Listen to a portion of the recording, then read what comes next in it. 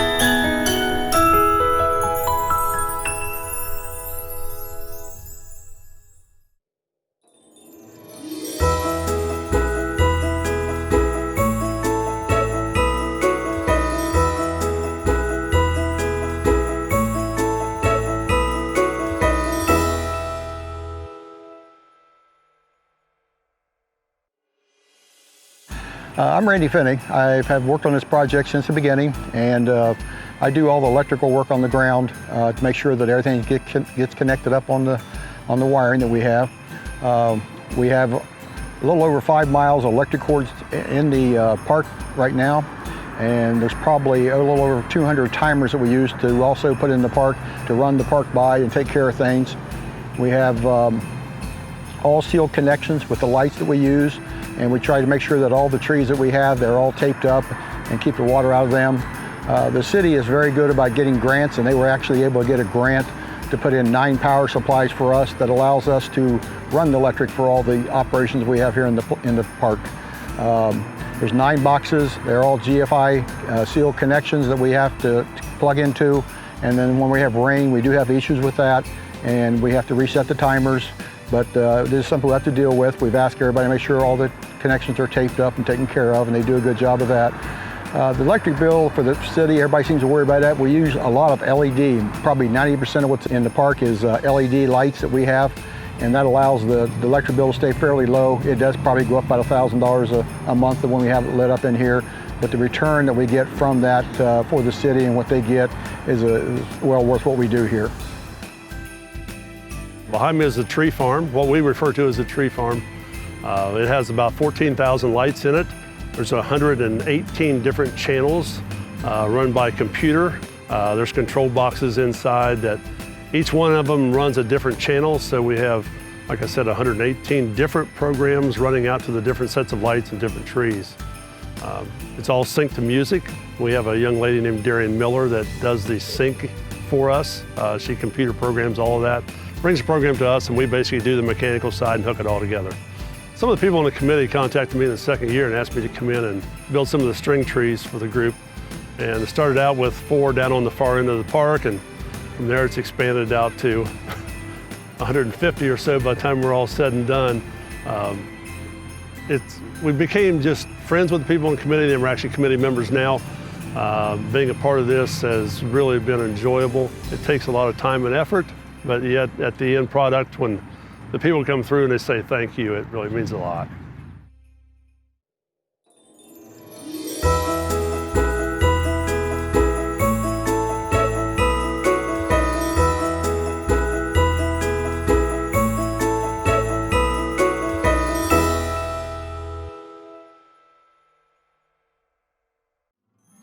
So a little history from Gallipolis and Lights.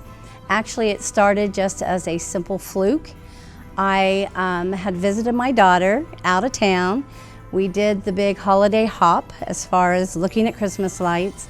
And we drove back into Gallipolis, drove by our park, and it was a pretty disappointing year, I will say. I remember over on State Street, there was a half-lit snowflake arch. And I was just so disappointed because as a kid, it was beautiful, music playing. So I went home and I posted on social media just a little something, you know, stating my disappointment, saying I would give a little money, I would, you know, give a little time to help someone else put some lights up in the park. And so it was just an overwhelming response of people feeling the same way that I did. And one of the first people to message me was Lance Clifford. And so we just went back and forth, ended up trying to find ways, you know, to be affordable, ways to put efficient lights in the park because we didn't have electric. Or, you know, we just started from talking over and over about ideas, brainstorming things, come up with the lighted balls and thought the community could get involved. Put our committee together and the rest is crazy history. I don't think we knew what we were getting into when we first did it. Initially, I was there from the beginning. We had roughly maybe 300 light balls. And we found out rather quickly that this is a big park. It takes a lot more than 300 light balls to make this thing look impressive. So the first year, all we did were the sycamores on First Avenue. Because we knew at that point, I don't think we knew, but we subconsciously felt that if it didn't look good, that we were going to probably have some pushback. And we weren't looking for pushback, we were looking for buy-in. And we pulled it off, and from there on out, it's just, you know, go big or go home, and we continue to get bigger and better every year. We are rapidly reaching the point of excess when it comes to the infrastructure this park provides. So, yet again, we go back to the city, and then they were able to procure some grants and do some electrical upgrades that were not only important for us, but also important for just about any event that goes on at the park. So, you know, I know their plans are to hopefully continue that as well, because we want people to come and enjoy it year round, just not, you know, during the months of November through January.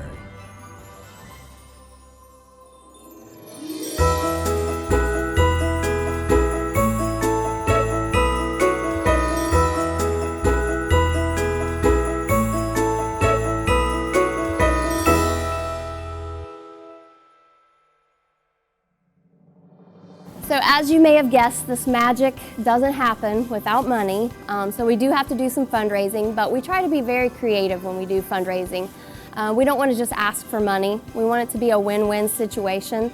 So we do things to where everyone will benefit, not just from the lights in the park, but through the fundraisers themselves. So we have the Glow Race in May most years, and that is a really fun event that is very family oriented. We have the gala, which is mainly for adults. It's a nice night where adults can dress up and have a nice meal. We have Miss Gallipolis and Lights. We do the tree walk, which has probably been our biggest hit. And that actually didn't start out as a fundraiser, but it just became such a big deal that it just turned into that. We sell t-shirts every year, which people love t-shirts, so that's always a big hit. We've had ornaments. We do the pine trees in the park every year. Of course, we have sponsors for that. People sponsor the light balls in memory or in honor of. So it's all just really about, from beginning to end, about bringing the community together. And we tried to think of various things that we can do so that everybody can be a part of it in some way. When we first started doing it, Sherry come to me. I think they had 300 balls starting out. They wanted to line First Avenue with 300 balls. And I come down and looked at it, seen what they had in mind wanting to do, and give them a price on what I would charge them to do it. Come down and started helping them, started realizing what everybody was doing. Everybody was here donating their time for the city and for the park and the community. And after we got done, I turned in a bill. The money that I got out of the bill, I donated it back to them, bought the lights for the big pine tree here in the front. And that's how it kind of got started. And then every year it's just got better and better and bigger, and it's really been good to be a part of it.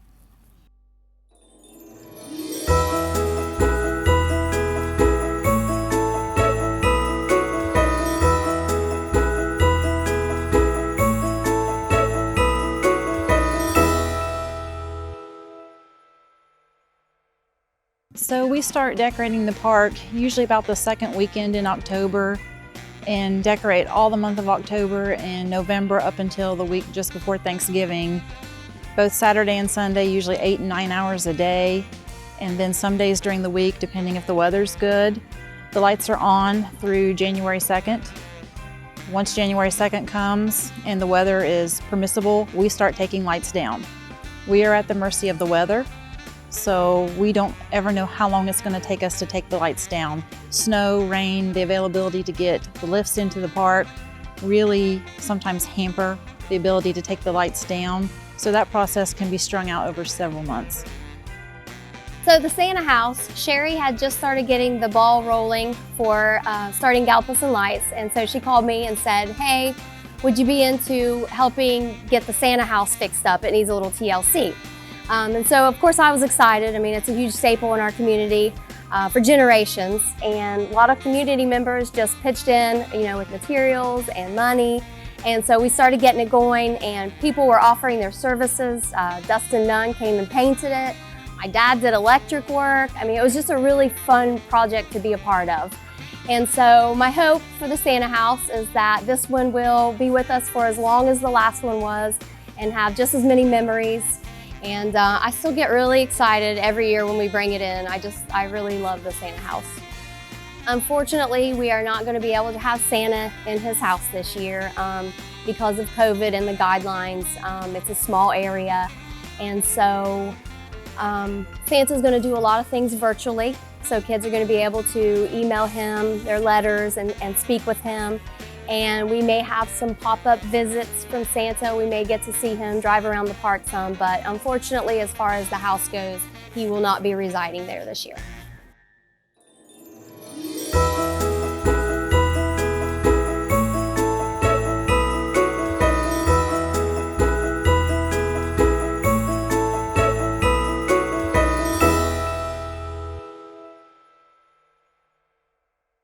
Bob's Market's very proud to be a part of this committee. We're always trying to support our communities that we're locally involved in up and down the Ohio River Valley. So we're very excited to be a part of something so positive and so selfless. When this committee comes together, it's an all-year program, but for 5-6 months, they're very much working hands-on lighting this park for everyone's enjoyment, and that is something to be a part of. We, as far as Bob's Market, we decorate the bandstand. That's part of our contribution. We do a lot of the printing, handle all of the printing and the sponsorship and on the boards and all the sponsorship signs that you see throughout the park is something that I'll handle.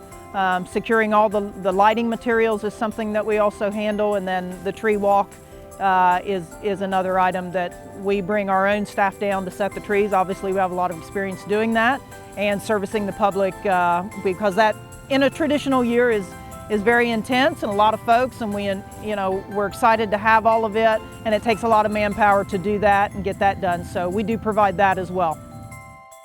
Well, the first year that we put up the lights, we actually had a goal. Our committee got together and had a goal of 200 lights. We ended up exceeding that goal and went for 350. So, and we put those light balls high up in the trees on First Avenue, on the riverside and on the park side. And Angie Rocky was able to get a new Santa house for us that was much needed. And I had asked area schools to decorate a Christmas tree by the Santa house. And that was basically our first year. But let me tell you, it was like such a great response. And that was in 2013. We actually started in 2012 with the talking and organizing things. But the actual putting the lights up was in 2013, and it was amazing. We got Committee of the Year that year. I have a picture in my living room of what that looks like because it was on the first snow and it was beautiful, and the community loved it, and it just has grown from there.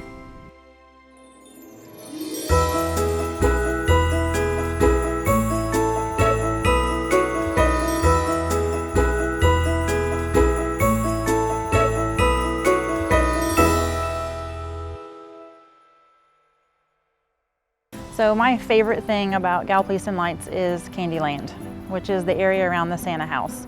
When I first started with Gallipolis and Lights, my first assignment was to wrap a tree in red and white and make it a candy cane. Year after year, I've kind of adopted that area. Betty Carter is on our committee, and she has adopted that area also, and she has been phenomenal about taking any idea that we come up with and making it happen. We have giant candy cane cutouts. This year we're going to have some new things in the candy cane area, and we just have a great group working on that particular area.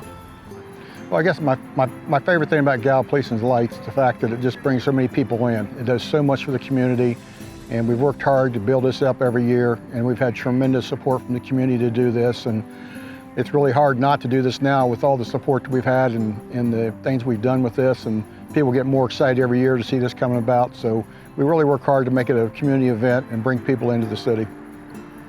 Favorite thing for Gallipolis and Lights would be actually the tree walk, the part that I don't work on.